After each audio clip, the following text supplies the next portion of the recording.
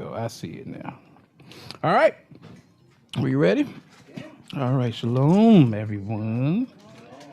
All right. So today we will be talking about the good and the bad side of the Ruach.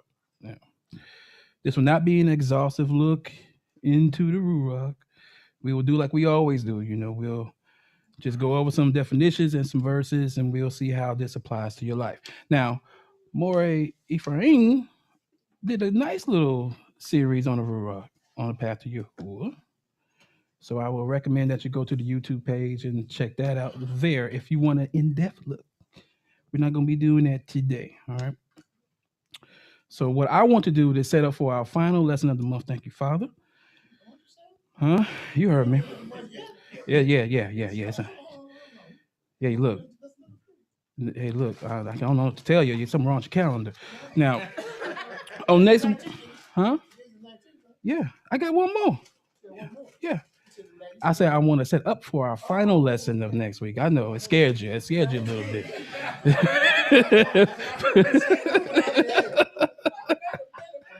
Now, hold on now. Something's wrong with my planner. All right, so I want to set up next week where we will be looking at, the real dark side of the Ruach, the different spirits that you can evoke when you do things that you're not supposed to when it comes to obedience and disobedience, right? So make no mistake about it, there are distractions even when the situation is positive. So today we're just going to talk about, being obedient versus not being obedient when it comes to the Father's Ruach and how he imparts that inside of you. All right. Now,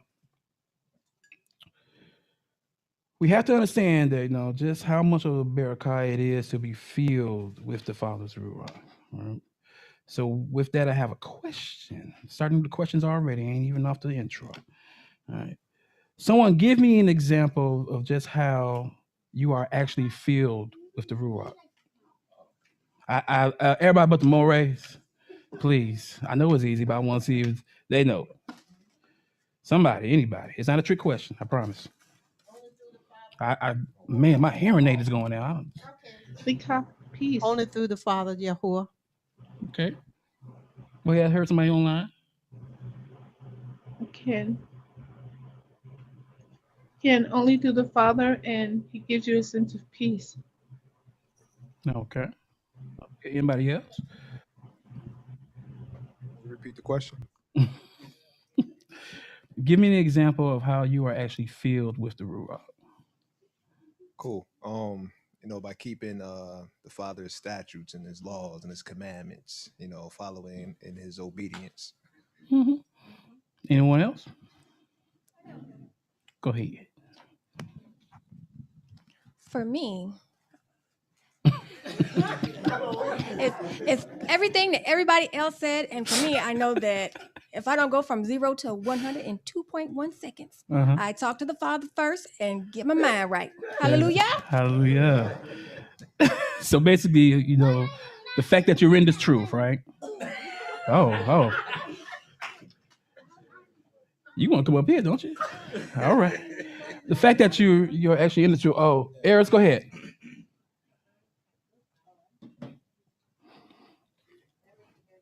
Go ahead, Eris. My friend, you need to mute your mic. Okay. There you go. Okay, I experience shalom in a way that I can describe with words, only full peace, but also fear. Sometimes. Okay. Hallelujah. So again, it's like, the fact that you were in this truth, right? The fact that you were actually led by the Ruach to be at this point in your life that you are right now, right? So that's what we're going to talk about today. I just wanted to see where everybody was with this. You give me this. Yeah. All right. Man, let me tell you something. I'm reminiscing being at home on my yeah, sit in the chair. All right, let's get started here. Let's first start with the rules. All right, please keep your mic muted except when asking or answering a question. Use the mic to speak. There is a feature on Zoom in the meeting room where you can raise your hand if you have a question. All questions must be on the topic. You have 60 seconds to ask or answer a question. If you pass your 60-second window, your mic will be muted for you. These rules are due to time and the recordings of the lessons. These are live teachings. We must give the Moreh enough time to complete the lesson. All right. So we're going to do a little bit of a review for the first two lessons on here. Some of the stuff you already heard again, but I want to refresh everyone's memory on why we are talking about distractions in the first place. All right. These things take away your focus on the Father and being obedient to his word. This leads to all sort of things that can become, hazardous to your walk. So this will be a setup for all the things bad when we actually comes to the Ruach, which we will talk about next week. All right. So definition time: distraction, a thing that prevents someone from giving full attention to something else. And we found out that similarly, it means to create a diversion, interruption, disturbance, intrusion, interference, obstruction, and a hindrance. What we focused on was the second definition, which means extreme agitation of the mind or emotions. And we found out that it could cause a frenzy, hysteria, mental distress, bewilderment, befuddlement, and of course, agitation. Now, distraction is caused by the lack of ability to pay attention, lack of interest in the object of attention, or the great intensity, novelty, or attractiveness of said attention. All right. So distractions can come from both external sources or internal sources. All right. All right. Now, in one of the lessons that we did, we realized that there was a lack of trust among the people, right? Which caused the forsaking of Elohim and relying on other objects of dependency. All right. This is futile and it provokes Elohim's anger. You can't say you love or trust or have faith in the Father when you rely on something or someone else for comfort, strength, stability, or so on. So what I'm saying is,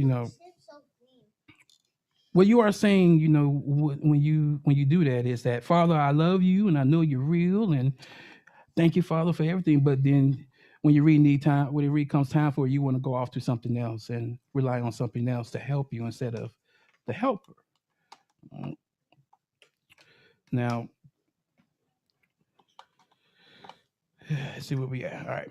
So another thing I want to talk about is, when we lose faith, why is that? Can anybody give me a specific reason why you will lose faith while you're in this walk besides the Morehs? Somebody take that mic away from that man. I want to hear from the people first. Of course, the Morehs know. I want to hear from the people. Give me, before you ask again, give me an example of why someone would lose a faith in this truth. Okay, well, we know that faith comes by reading and hearing the word of Elohim. Mm-hmm. So if one is not diligently reading or hearing the word, over a period of time, their faith will diminish when they're faced with outside, adversities. Yeah, his mic was on. He just got the little voice, He ain't all the way outside. Yeah. Go ahead. I think one way someone can lose faith is in a tragedy. Someone that got hurt in a certain way or lost someone very close, they lose faith. Mm-hmm. Okay. Yes, okay. I think another way you can lose faith is when you're listening to your flesh that's going against the word of Yahuah. Mm-hmm. And so you actually believing what the flesh is saying, what you're saying, instead of what the word says who you are. Mm-hmm. Okay, Moreh has something to say. You want me to give it to him? Yeah, go ahead. He ain't saying y'all ain't saying what he want to hear. Yeah, right. All right. So another way, not that everyone else was wrong and this is right, but another way is where that seed lies. Mm-hmm. So if you're reading something and you don't understand it, you can lose faith because now any wind of doctrine that comes by, you will take on to it. That's what we're going to talk about next week. One thing I was thinking about, it said you can lean to your own understanding. Mm-hmm. Like you're reading something, you don't understand it, but then you'll apply a meaning to it. Yeah. And that's what we did growing up. You know, a lot of people just not knowing what the scriptures are talking about. Yeah. And so, you can lose faith that way. Because it's like, well, you got all these voices out here saying different things. Oh, yeah. That's so which one is right? And you just pick one and jump on it. Just pick one and just go with it. Go ahead. Well, I was going to say that, but Moreh stole my answer. Oh, see. I tried to give y'all a chance, And so, one way that you can lose faith is by you're doing what's right and you're praying to the Father, but then you want to pray basically for what you want, not what you need. And the Father always give you what you need, not necessarily what you want, and not on your time, but on the Father's time. Oh, yeah. We got one more over here. That was actually kind of the same lines, but lack of patience, just not waiting on the Father. Mm-hmm. All right. Can you imagine standing at the base of the mountain, being in the presence of something greater than you, agreeing to what was said, even though the Father had already proved himself in Mizraim, right? All right. Just to say that I don't like this setup here. I want what I want. I want what I used to have, right? Even though I was worse off than I am now, that's the mindset that some people have today, right?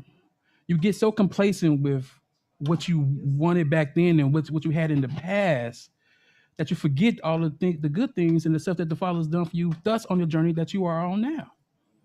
Right? Now, this is just my opinion now. I think the problem that anything that's worth having, you have to work for. And I think that simply some people just don't want to work for it. All right. All right. That's good answers. Good answers. All right. So then we came to trust. All right. That was the third lesson we did, or faith. So faith refers to a sense of trust, guiding belief, faithfulness, and often a committed sense of loyalty. Faith in the Old Testament, particularly in prophetic literature, usually is portrayed in terms of fidelity to covenant obligations or to ethical expectations. So, for this reason, faith serves as the basis for the relationship between Yahuah and the people, right? So, we also saw that in the Old Testament, the concept of faith is often expressed by the Hebrew word emeth. It's a noun. It means truth, dependability, and faithfulness. It denotes constancy, permanence, stability, and dependability, signifying the condition of being secure, stable, or dependable. Now, the biblical use of it range from the basic sense of literal dependability to the more abstract notions of truth and faithfulness. The term can be applied to people or things and most often has a core sense of dependability. All right. So then I asked, what does it mean to be dependable? Does anybody remember what that was? I know you know. All right. So we said that it was being trustworthy and reliable, right? And similarly, we saw that it meant faithful, constant, unwavering, and being steadfast. It's all the opposite of being unreliable, right?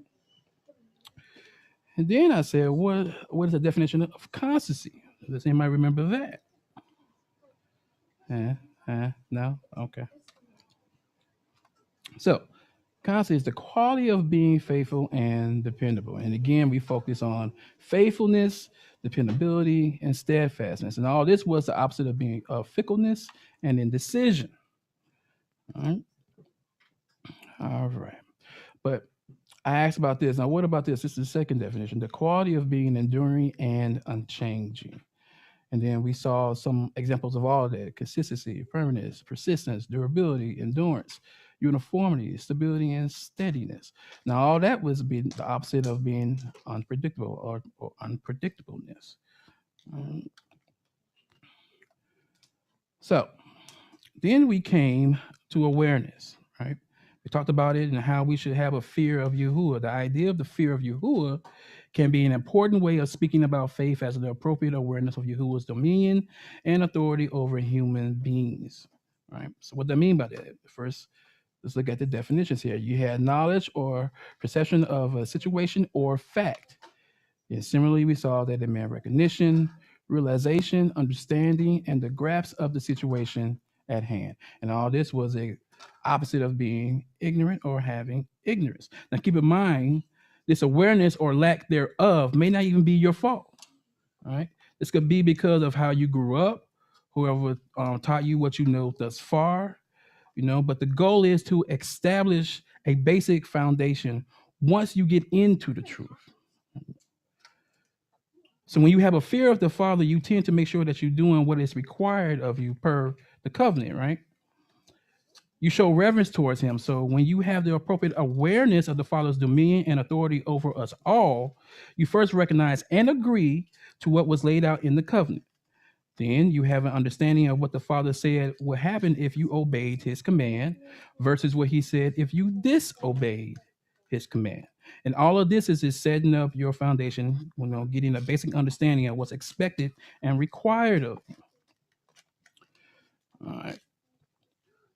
And we say Romans 8:28, and we know for that those who love Elohim, all things work together for the good, for those who are called according to his purpose. Now, and then in that lesson, I asked a couple of questions. I know there's a lot of questions today. And it was just something that I want you to think about. So first question was, and I know Yosef probably going to be the first one to say something. As long as you understand and acknowledge what the Father says comes to those who obey him, then why is there an issue when it comes to your faith? Clock is ticking.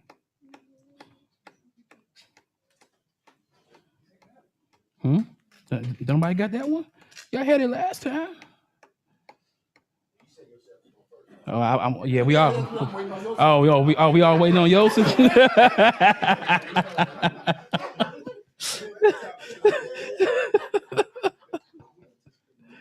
Oh my goodness, y'all is off the chain today. The question again. Okay, hold on. Let me find the question. I do. All right.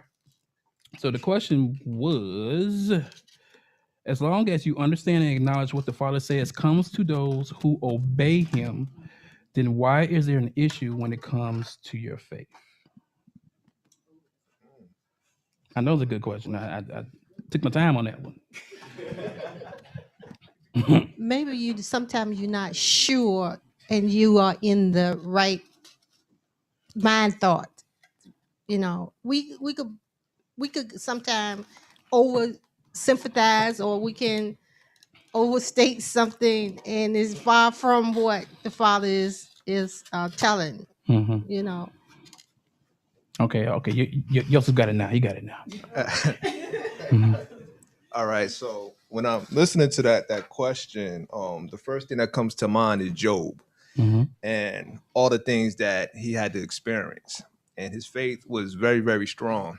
But a lot of the tribulations that came up, caused him to question a lot of things within himself, and around him, So I would say, even though saying how to walk right with Abba, sometimes tribulations and trials can make you question things and cause your faith to, potentially waver. Get a little wind behind it, huh? Somebody had a hand up over here. Somebody. You forgot? Take your time. We got all day. All we got is a Hebrew class. All right. So basically, you got it. I'll repeat the question one more time. All right. So, as long as you understand and acknowledge what the Father says comes to those who obey him, then why is there an issue when it comes to your faith? Okay, I'm going to take it from the obey first. Mm-hmm. Sometimes when we obey, we're just kind of walking on autopilot, just doing things as we know to do them automatically without thinking on them. And then when it comes to a trial or tribulation, and we have not studied and we have not gotten to know the Father and how he operates, then what happens is we begin to lose faith, because all we've done the entire time was just to kind of just walk it out without thinking. Now, really, in order to answer that question, one would have to look at your foundation. That was the whole point, right? At this point, it's a foundational issue. So after that, I asked these questions here. All right. Number one was, how strong is my foundation? All right. And then after that, I asked, what is the basis for the thought process in which I operate in when it comes to this truth? All right.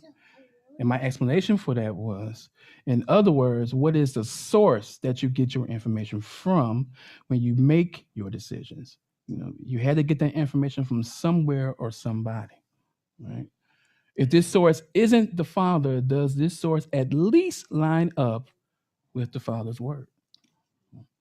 And I also made a statement. I said you might want to write these questions down so you can print them out and you can put them somewhere. So when you encounter something that takes your focus away from the Father, you can have this as a blueprint to help you get back on track. All right? We got questions. Got two questions. Uh-oh. As you were speaking, I was thinking about having a relationship with the Father. I think that's the main key, knowing his voice. When you hear his voice, when you understand who he is and recognize his voice, it shouldn't be a second thought of when he does ask you to do something. You should be able to do it. Well, most people, that's going to come with maturity, you know, and well, basically your foundation, getting in that word, right? Go ahead. And I totally agree with maturity because I started thinking about what you said, and two instances came to me when I was in Iraq. I'll give you one instance. I had just finished witnessing to some Iraqi interpreters about the faith at the time. And at this time, I was in Christianity, but I was given the faith. So as I was leaving there to go to my room, there were some guys in the waiting room, and there was one of the Iraqis was saying that it never rained. It hadn't rained here in 2 years, right? And so as I'm walking by, I heard the Father says, you go tell them that I said it in less than 2 days, it's going to pour down raining, right? Immediately, fear gripped me. And then the Hashatan started talking to me. And so what I did is I walked by, I put my tail between my legs and put my head and walked by, right? Within 2 days, it poured down like cats and dogs. And the only thing I could say at that time was, Father, I'm so sorry. I apologize. I missed what you wanted me to tell the people, because that was an opportunity for me to let the people know at that time that at that time, the Elohim that I serve is the true and living Elohim, and I blew it. One of those tests, huh? All right. Okay, we got two questions. All right, Nana. Shalom, Moreh.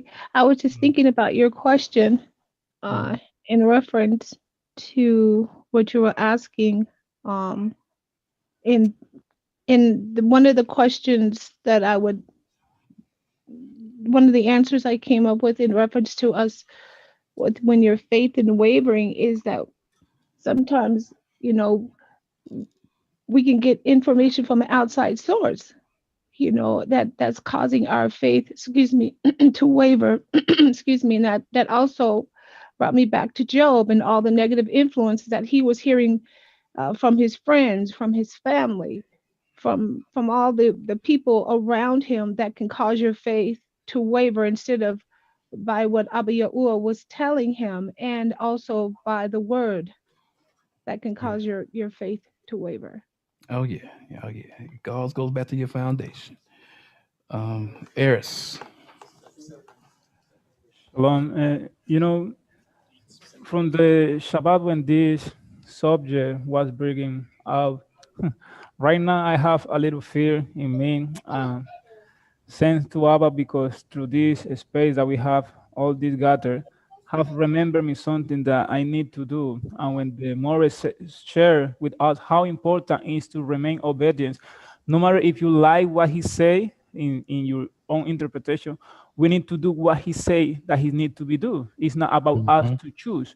So right now I have dealing with the stuff that I know that I am waiting time, but when he says something that need to be done. And I remember that somebody shared to me that one day when he was in Christianity, somebody shared with him, a person, that he was in front of a dead body when they put in the case. I don't know the word in English. And that person hear a voice that say to him that tell to the dead person that get up, And he was fear and he don't say anything. And to these days, he's thinking why he don't say anything and he regrets a lot. Okay. Oh, it just cut off? Okay. Well, I mean, back to what you were saying. Remember in the other lesson we were talking about, we had to look at all this as the father would to his children. He does and says things for us because he loves us and we are his children. So that's how you had to look at it. You have to be obedient to the father. You had something to say? Actually, I didn't, Moreh. Okay.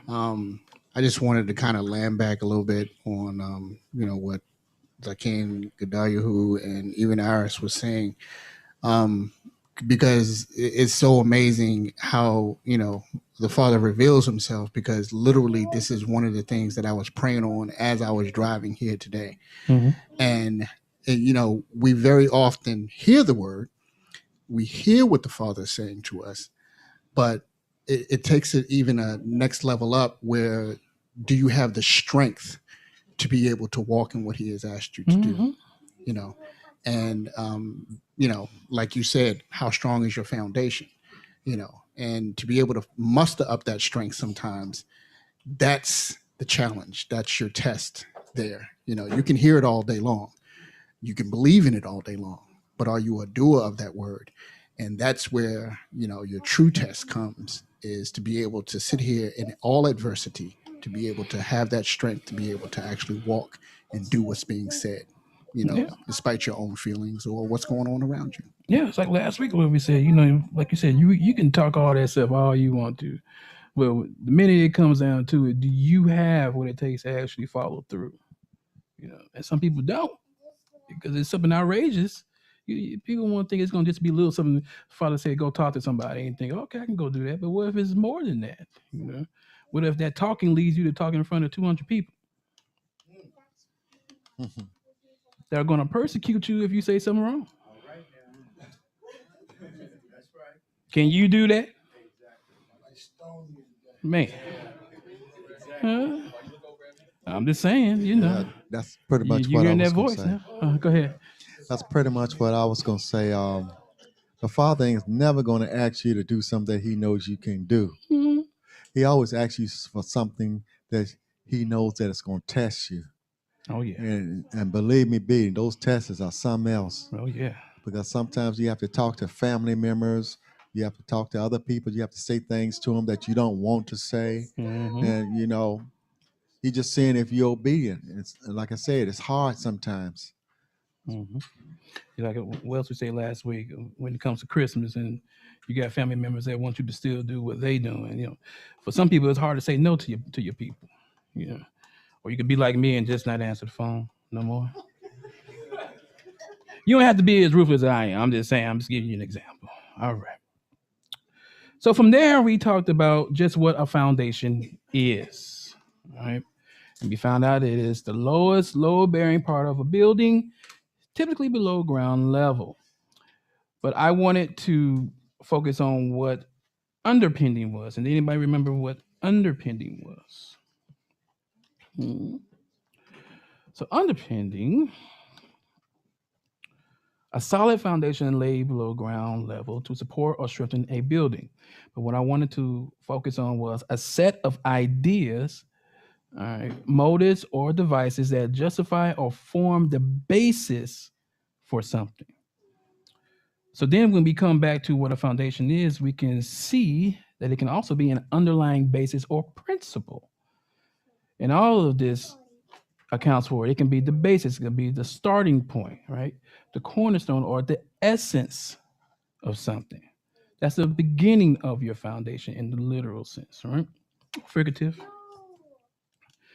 All right. Now, in the Old Testament, the Hebrew word for ruach means, first of all, wind and breath, but also the human reach in the sense of life force and even personal energy. So now we're actually getting into the lesson is, what is the ruach? And we're going to go over some examples of wind. All right. So we're first going to start in 1 Kings 18 to 18 to 45. Then we're going to go to Psalms 103 and 16 and Isaiah 40 and 7, where it shows where the ruach means wind or a phenomenon of nature. So 1 Kings 18:45. And in a little while, the heavens or the shaman grew black with clouds and wind or the ruach, and there was a great rain, and Ahab rose and went to Jezreel. These are just examples that we're going through here. Psalms 103 and 16. For the wind passes over it and it's gone, and its place knows it's no more. All right, now we can compare 103:16 to Isaiah 40 and 7. The grass withers, the flower fades when the breath of Yahuah blows on it. Surely the people are grass. Now, this is basically saying, unlike frail persons and their promises, both of which fade like grass, the judgment of Yahuah will come upon all flesh, right? Because they are nothing but grass, and like the flowers of the field, here today, what's the rest? Gone tomorrow. All right. Now, well, you trying to type real fast? Okay, my bad. I'm sorry. You want me to go back? What part you on? What you call that? A stenographer? Is that you trying to do?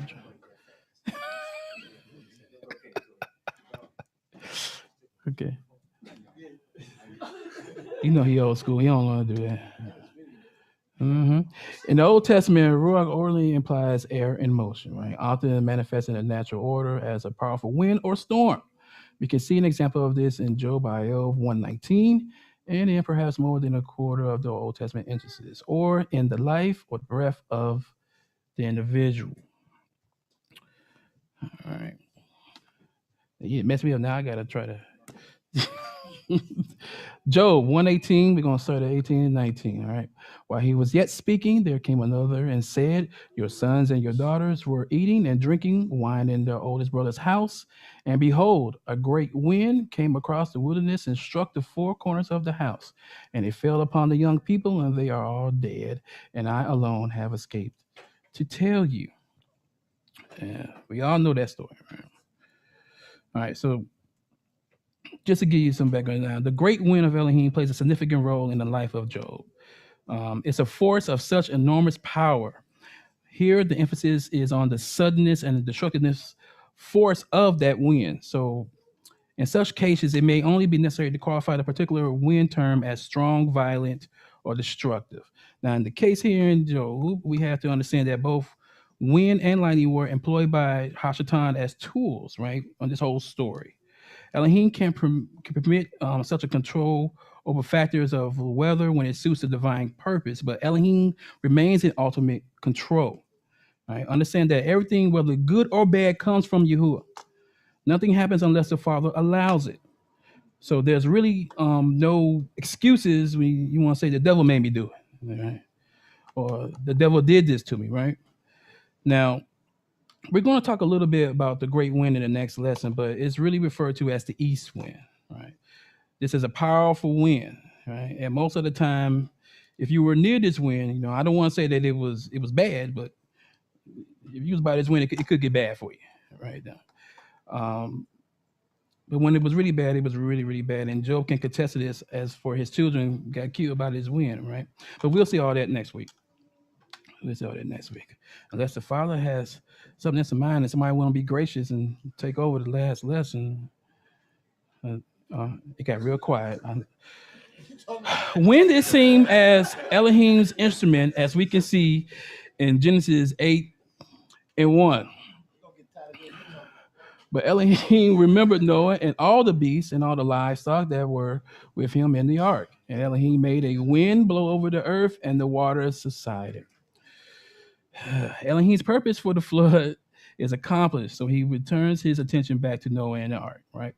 So how good would that be, to have the Father just take out that storm in your life?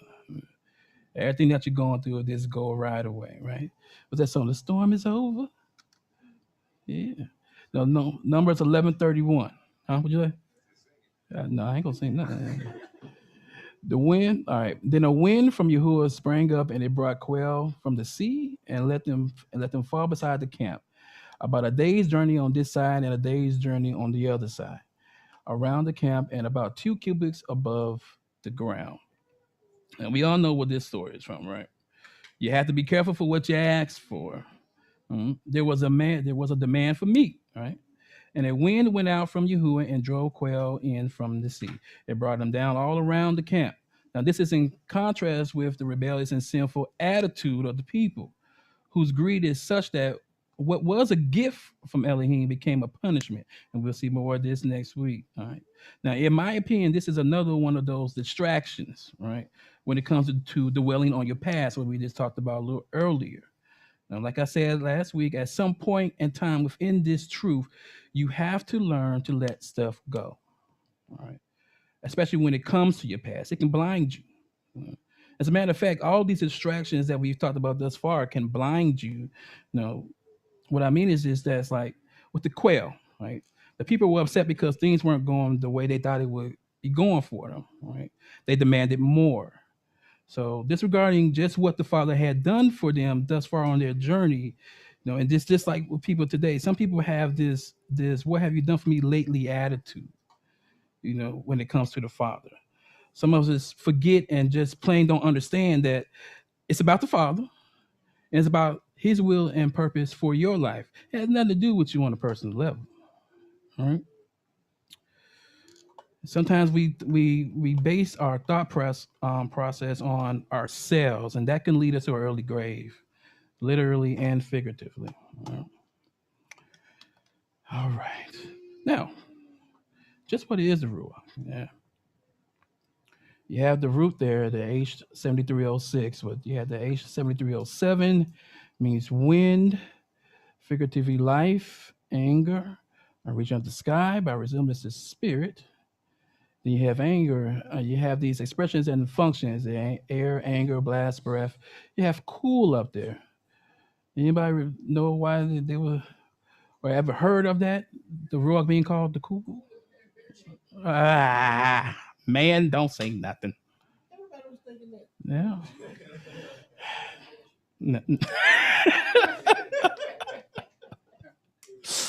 Genesis 3:8. And they heard the sound of Yahuah Elohim walking in the garden in the cool of the day. And the man and his wife hid themselves from the presence of Yahuah Elohim among the trees of the garden. All right. Now, as a noun, it means breath, wind, and spirit, right? Can refer to the wind, to the breath of humans and or animals, to the animating spirit of humans, or to the spirit of Elohim. Also, a word also used for the wind and the breath. Ruach is extremely common in the OT. So basically trying to tell you is to distinguish from the Ruach of Elohim, apart from all the other Ruachs or all the other spirits that are out there. All right. Which we will talk about next. I'm really charging up this next week. It's gonna better be good, huh? Better be something.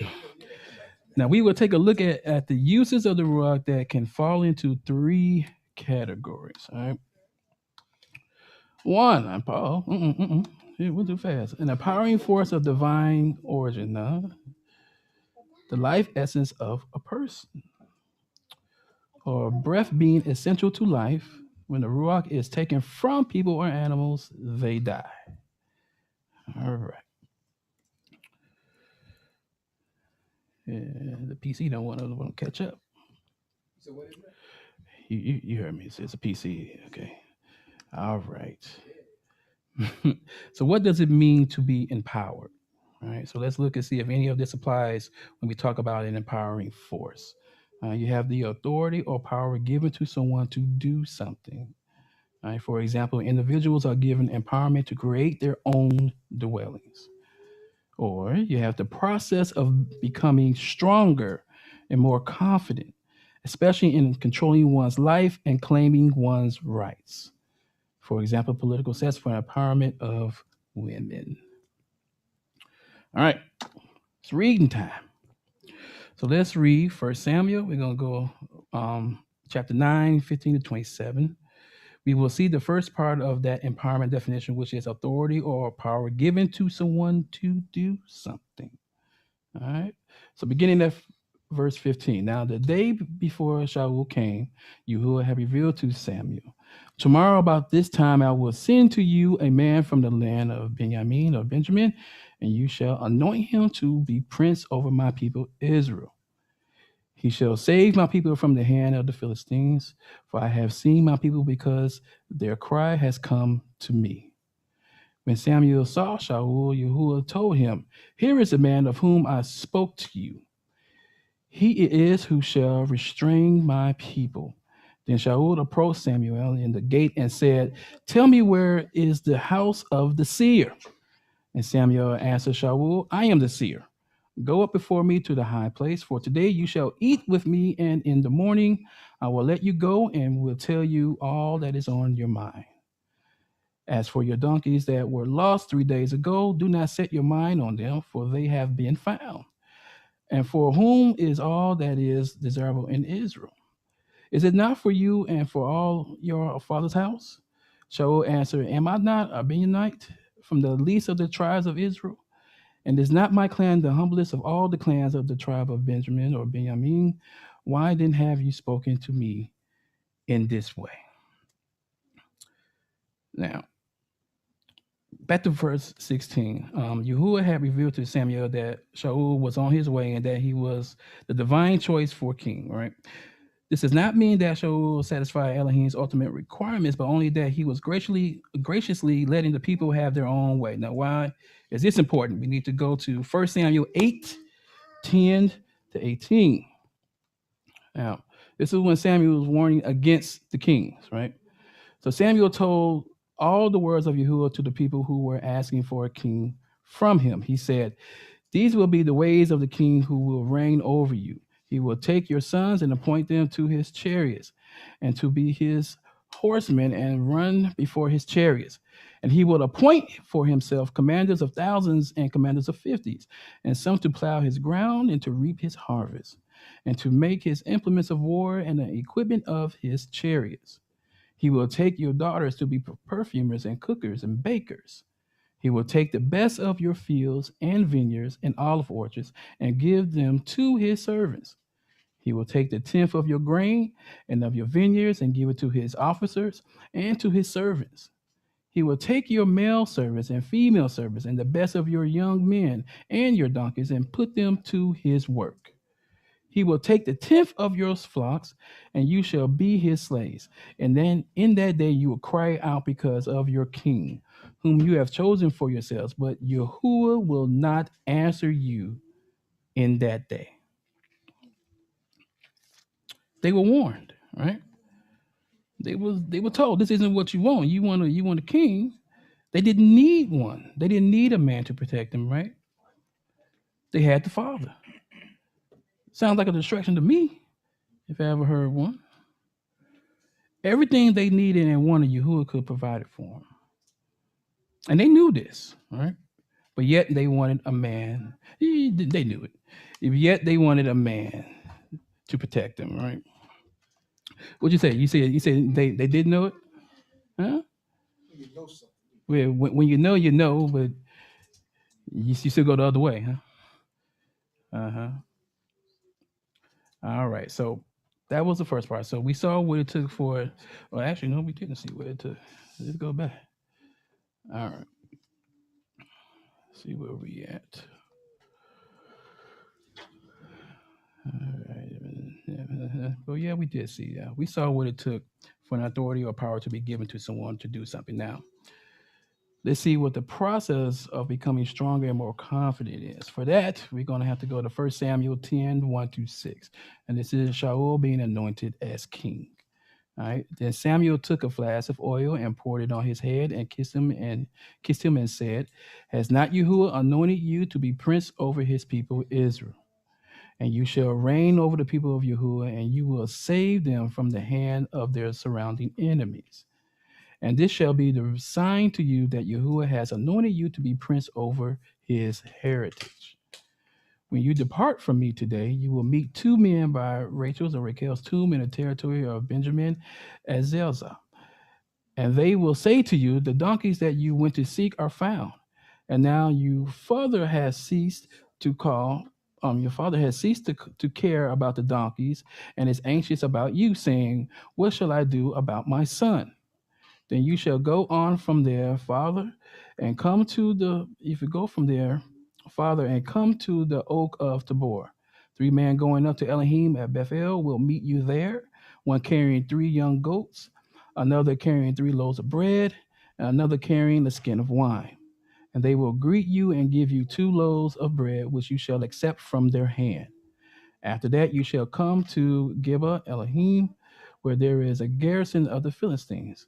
And there, as soon as you come to the city, you will meet a group of prophets coming down from the high place with a harp, tambourine, flute, and lyre before them, prophesying. Then the spirit of the Ruach of Yahuah will rush upon you, and you will prophesy with them and be turned into another man. So, as Samuel revealed Elohim's purpose to Shaul, he first anointed him with oil, right? Now, in the Old Testament, anointing with oil symbolized the setting apart of a person or event, or even an object for divine service. So first Shaul was deemed set apart by the oil, and then when the time came, Yahuah imparted his ruach within Shaul. Now, this wasn't let's take some time and think about this type of thing. You know, it says, when the moment called for it, the Ruach was rushed upon Shaul, right? Now, we can see another example of this, of the Ruach rushing upon someone. Let's go to Judges 15 and 14. All right, this is when Samuel defeats the Philistines. Samson, I'm sorry. Now, when he came to Lehi, the Philistines came shouting to meet him. Then the Ruach, or the spirit of Yahuah, rushed upon him, and the ropes that were on his arms became as flax that has caught fire, and his bonds melted off his hands. All right. Now, Samson's captors bring him to Lehi, of course, where the Philistines are waiting for him. And as they come to meet him with premature shouts of triumph, the spirit of Yahuah comes mightily upon him. Now, we're going to look at some more examples in Judges 14 and 6 and 14 and 19. All right, the spirit of Yahuah rushed upon him, and although he had nothing in his hand, he tore the lion in pieces as one tears a young goat. But he did not tell his father or his mother what he had done, right? And the spirit of Yahuah rushed upon him, and he went down to Ashkelon and struck down 30 men of the town and took their spoil and gave the garments to those who had told the riddle. In hot anger, he went back to his father's house. All right. Okay, so back to Judges 15 and 14 for a moment. Now, the ropes which were on his arms became like flax that had caught fire, right? Now, I say all this to say that Elohim's plan for Samson already used the strength that he had, but intensified it, right? This was the ruach that he imparted in him, right? To bring judgment on the Philistines. So the energy of the ruach of Yahuah is attributed with whatever your limits are. It brings those out, right? That's a part of the confidence and the strength that the ruach can impart in you, right? All right. Now we're going to go to 1 Samuel 10 and 10. When they came to Gibeah, behold, a group of prophets met him, and the spirit of Elohim rushed upon him, and he prophesied among them. Now, again, Shaul was given the spiritual power to join the group and prophesy with them. This transformed Shaul. Now, even though we're talking about the Ruach and what it can do for you in a positive way, make no mistake about it, Shaul still had to put in the work, right? Shaul had an awkwardness and a lack of confidence about him. So once the Father put that set apartness in him, all of that went away, right? But the thing is, as long as he walked according to the Father's will and purpose, he could expect the Father to be within his presence, right? But if he didn't walk in the Father's word, then what happened? As we all know, we all saw what happened, right? It was the same thing for Samson, right?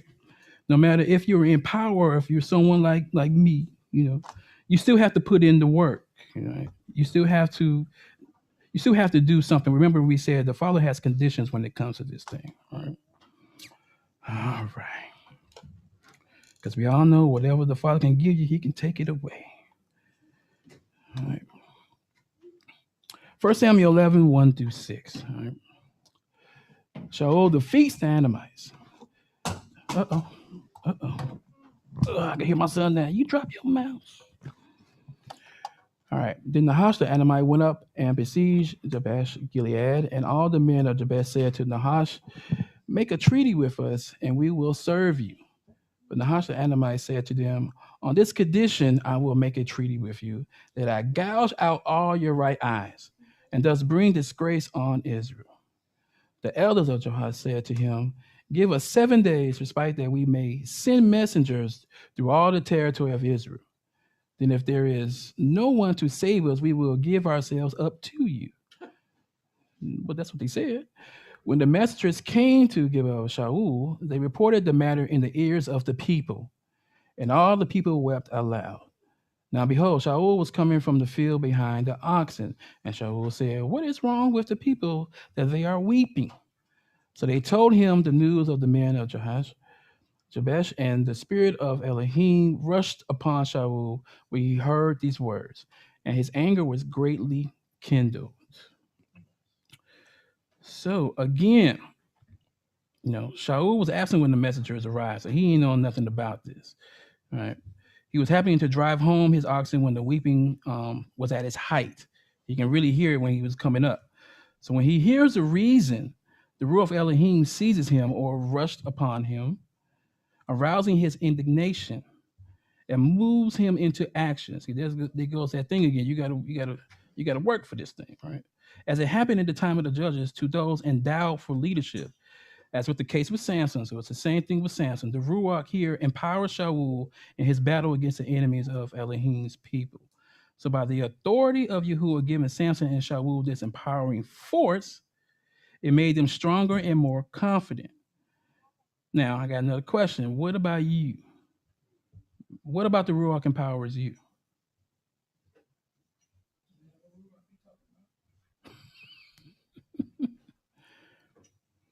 Anybody? What about the Ruach empowers you? You shaking your head like you got to answer. Hmm?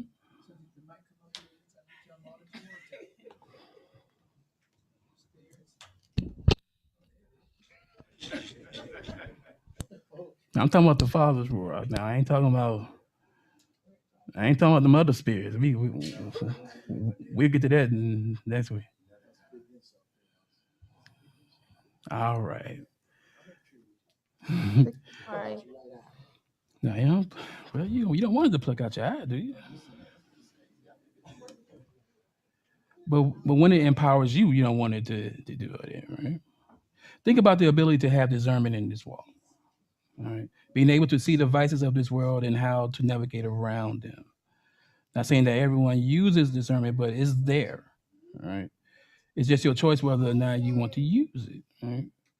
Now, what about being confident and bold when faced with things you know are against the Father, like we talked about last week, right? Navigating around your family and your friends. Right? You got to remember, some people just don't want to do that. They're with their family. It's hard to say no, but think about the. No, it's not hard for you. Yeah, it's not hard for you. But from some people who are starting out in this truth, as you make a transition, it could be hard. Okay. Some people, they mamas all they got, and they tell them to do something about they in the truth or not. Hey, you know. The thing is, you need the help, right? You need the help from the Ruach to become bold enough to be able to say no sometimes, right? Remember, this empowering force changed Shaul. Now, what about not being ashamed to put the Father first because no one is required of you, but not caring what other people say when you have to do it? Because sometimes some people value other people's opinions, no matter if they're doing the right thing or not, right? Got a question? I have a question. Yes. Mm-hmm. Okay. You know, coming from Christianity to the walk, Mm-hmm. and all of those perceived things that you learn, like you say, where do your foundation starts? Mm-hmm. It's kind of you fighting the battle right Mhm. there, and you want to do the right thing, and sometimes you have to Call on them. Just say call it. on him. Yeah, Mhm. you got to call on the root. I need to know the truth. Mhm. I got this, and I have you telling me this, and show me in scriptures or teach me, because I'm always asking, teach me, because I want to be on the straight and narrow in Mhm. truth. So I get a lot of I have I ask a lot. I I really I know sometimes I think the rule I say was just be quiet for a while. But you know what you have brought in foundation, you want to get rid of that old stuff and put the right stuff in there. So when he sends you out to witness to someone, you have the truth. And it makes a difference. If I'm getting wrong messages, I'm giving somebody else small messages. Mhm. So I always asking questions. But back to that too, it's all about obedience too. Just like you said, the rule can tell you to be quiet. Then we talked about it last week. Sometimes it's gonna be some instances where you just need to be quiet. That's something that you're gonna have to do. Again, when it comes down to it, how many people really want to do that? It's all about patience, right? And to the other right, exactly. But to the other point, you were saying, you know, sometimes you do need to call the rule out to help you fight these battles. I don't know what rule that is. Exactly. So this is what happens when you're obedient to the word of the Father, you know, versus not being obedient, right? You get help when you need it, when you are obedient to the Father. It's not necessarily when you want it. As we saw from these examples, when the time came to it, that's when the Father set that rule again and then took over, right? All right. All right. So we just talked about empowering force of divine origin. Now, the life essence of a person. All right. All right. Here we go. Zechariah 12:1.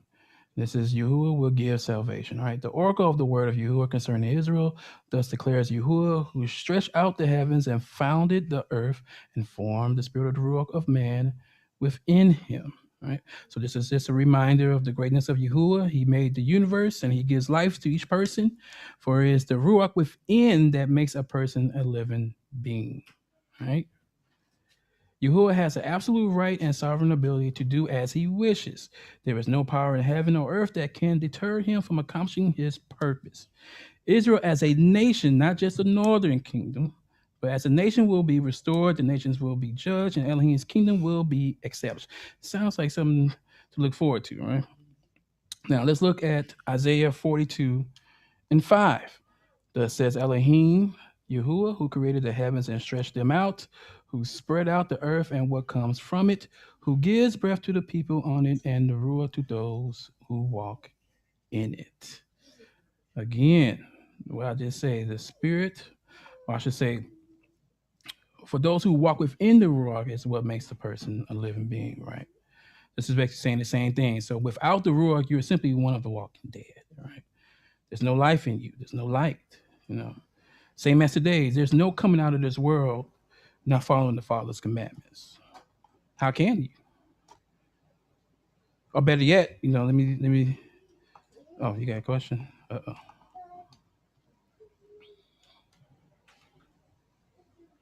You got a red mic right next to him. All right.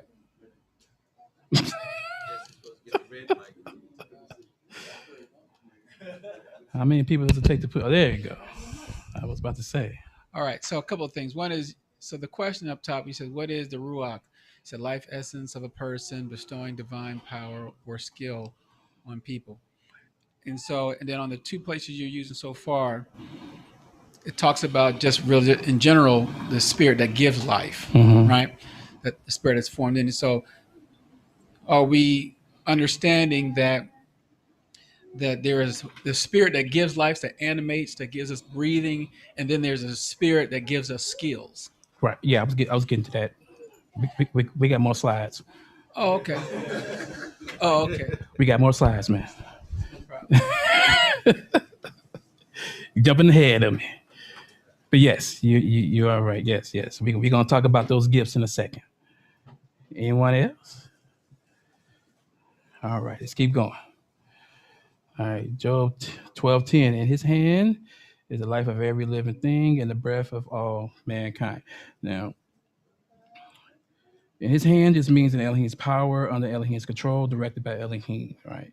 So with that being said, Elohim's Ruach is frequently described as bestowing divine skill on people such as Bezalel. And we can see that example of that in Exodus 31, 3-5. And I have filled with him the spirit of Elohim with ability and intelligence, with knowledge and all craftsmanship, to devise artistic designs, to work in gold, silver, and bronze, and cutting stone for setting and carving wood, to work in every craft. Is that what you were talking about? Something like that? Yeah. So every form of skill and strength and excellence is directly and bluntly credited to the spirit of Elohim, right? This is because Elohim is rightly seen as the source of all wisdom, and we all know those scriptures. You know, this is where you get the phrase from the church. You know, God-given talent. Yeah, God-given talent, right? When you or someone, you know, does in a specific genre or a specific skill set that you master that no one else can seem to compare to, right?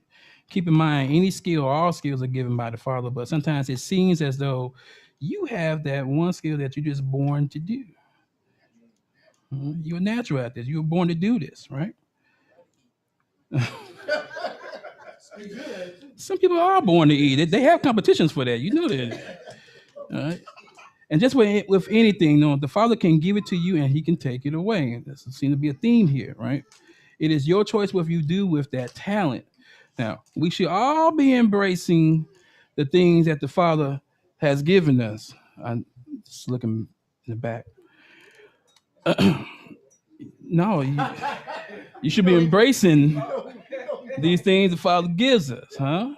Just because it's not something we want to do doesn't mean that it's not something that we should do, or that's something that we shouldn't do, right? So all the singers and all the songwriters and apparently one special lady rapper that didn't want to come today, huh? Hey, I understand. You know, we all, huh?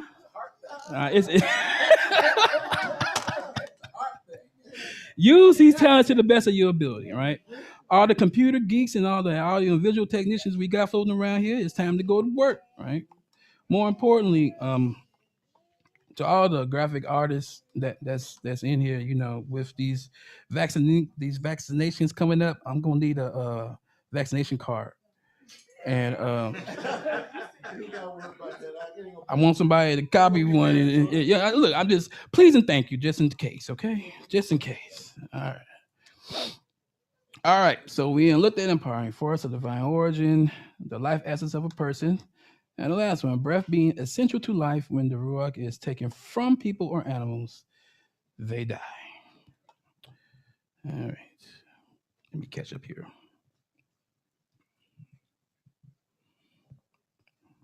You don't know how to work that camera? Oh, my goodness. You got it now. You're going to make this lesson an hour 30. Okay, so let's look at Psalms 146 and 6 and Psalms 104 and 29. All right. When his breath departs, he returns to the earth. On that very day, his plans perish. All right. Psalms 104 and 29. When you hide your face, they are dismayed. When you take away their breath, they die and return to their dust. Now, Dawood instructed the congregation to put their trust in one who is infinitely more powerful than mortal man, because these are people who cannot save them. All right. And a person's plan dies with him. At death, the spirit of man departs, and the body returns back to the dust. Ecclesiastes 3:20. All go to one place. All from the dust, and to dust all return. Now, everything in this world without piety and the fear of Elohim is vanity. So one who trusts in man will have no reason for praising, right? There should be no yada in your mouth when you're relying on man and not the Father. And it goes back to what I said when it came to Isaiah 42:5. Basically, without the Ruach, you are simply one of the walking dead. Again, there is no life in you, and there is no light. So not only can the Ruach bring forth life, it most certainly can do what? Take it away. Go ahead. You need a microphone, dumb. Once you're talking in the alley. Yeah. You said without the Ruach, we're like the walking dead. We all need to breathe. So I'm wondering, once we're born, are we born as walking dead, or do we are we still born with the spirit in us? So then we're taught. I don't know. I guess that's the question. Go ahead. I see you grab it. You grab that mic quick. It should work. There you go. All right. So we are born with a spirit of life, right? So that's what animates us. That's what, so we have the ability, we have discernment, without the Father's Spirit. Remember, he said there's a Torah within ourselves. So we do have a form of right and wrong already built in our system. But as we agree to a covenant, then here comes another spirit that leads and guides you in the truth of what you now understand to be. But prior to that, yeah, absolutely. You still have a discernment of good and evil, what's good or bad. Without, innately, you'll know that, man, should I kill this guy? What's going to happen? We should already know that's not good, right? But so, yeah, so I would just say simply is that Walking Dead, more or less, Father knowing our end from the beginning, realistically, is like he knows that everybody will know him from least to the greatest. So it's our time to, as we begin to grow and mature and get to learn who our Creator is, that's the time he'll begin to send messengers out to guide that person. Gotcha. Toda. Any other questions pertaining to the lesson?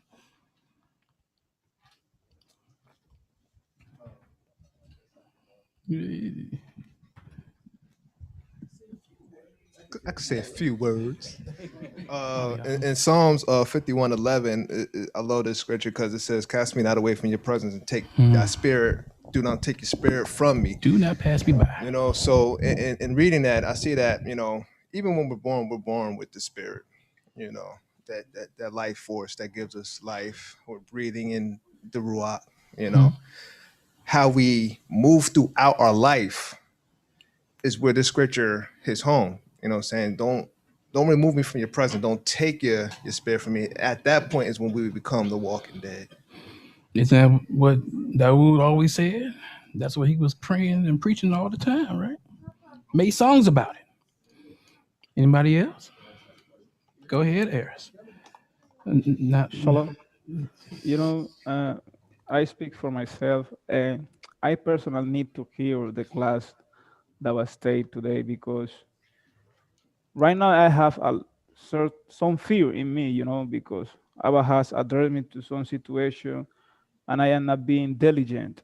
So when the brother was sharing the message, I start having some fear in me. So I praise the Father, because today this has given me more clarity on how important it is to take this stuff seriously.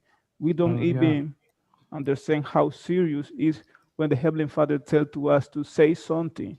I ask for the Father forgive if I am not being diligent.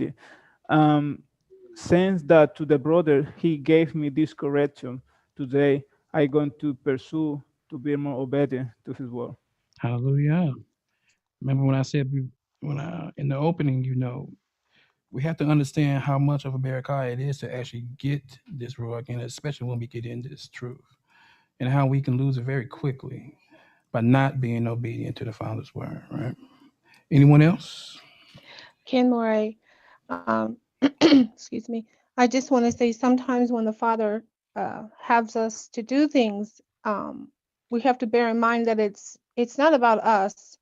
It's about us doing what the Father wants us to do. It's not about whether we like it or not. It's not about whether people are going to like what we say. It's not about if we're going to make friends with people or whomever.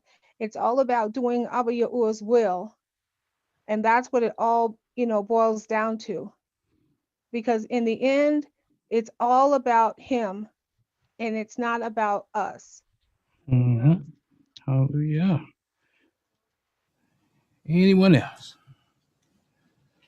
All right. If our hearts and oh my goodness. Oh my goodness. Go ahead. Now you ain't had the words when I asked you that question. Now all of a sudden you got all these words. My goodness. This was a beautiful topic, man, that you brought forth today, man. I just want to say Toda Yah for bringing it forth.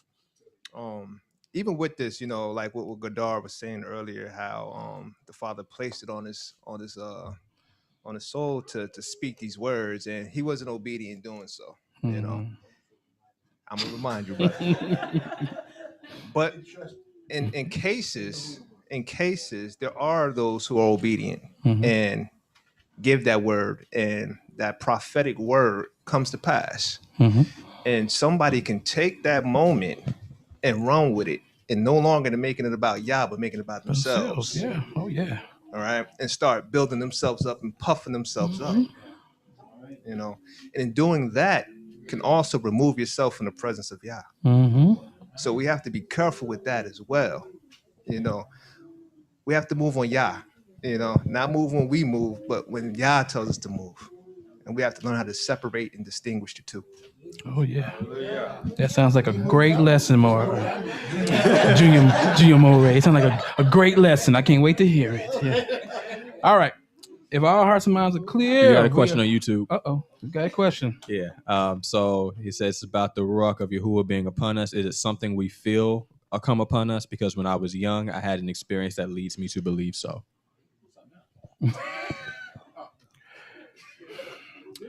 What? He says it's something you feel. I mean, no, you don't always. Yeah, it's something that especially when you're. Go ahead. So yeah, there are times where it's something that you feel, and there's some things that you just know because he gives it to you. He puts it in your mind.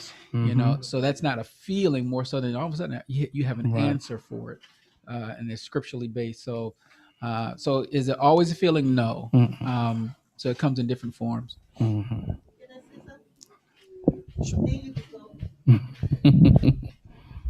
Is it reaching? Let's hold on to.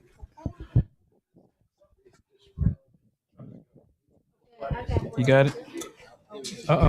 Thank you. Right. I got one. Okay.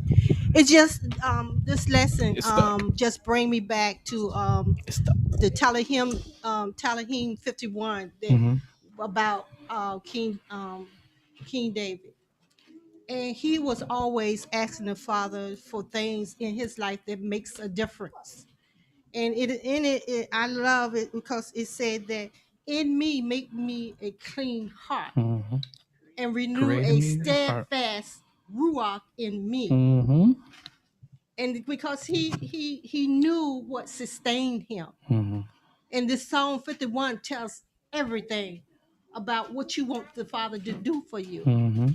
And I just love it. I say it every day. Oh, yeah. Because I want that change. I want to be steadfast and steady in his word, not my thoughts, but his thoughts. Oh, yeah. Because he said in Isaiah, my thoughts is not your thoughts, and my ways are higher than your ways, and my thoughts is higher than yours. Oh, yes. So it's always a opportunity to I'm ecstatic about learning more and more, and just letting him lead me day by day by day. I'm not trying to leap over into 5 years. It's a constant day by day by day. I don't get it all right all the time. Then I go back and say, I didn't do that right, did I? So it's a constant training. It's a constant purging old GN from the new one he's established. Oh yeah, hallelujah. Oh, y'all got a lot to say now the lesson's over, boy. Nah, you good, of course. One of the things that I've been praying for and continue to pray is that, Father, allow me to recognize and know your voice. Because once I know that it's his voice, then that settles everything. Because I know with me, when the Father speaks, immediately after he speaks, Hashatan is speaking right behind him, to try to get me, deter me from doing whatever it is the Father's telling me. So that's why I was like, okay, Father, be quiet. That's why I tell the Father in my prayer, I want to know your voice. I want to know it beyond anything. Like he said, my sheep hear my voice and they follow me. So when I know that that's his voice, absolutely, I'm taking it and I'm moving forward in it. Hallelujah.